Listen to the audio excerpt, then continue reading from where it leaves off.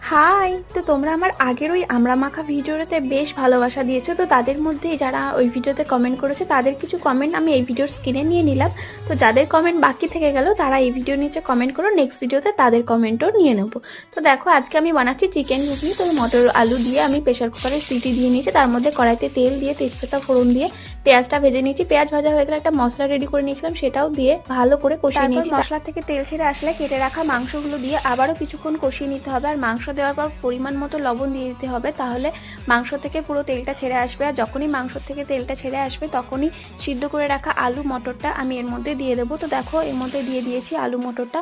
তারপরে কিছুক্ষণ ফুটতে দিতে হবে। ঝোল ফুটে আসলেই তার মধ্যে ভেজে রাখা মশলাটা দিয়ে হালকা করে একটু ফুটিয়ে নামিয়ে নিতে হবে। তো দেখো কত সুন্দর কালার এসছে।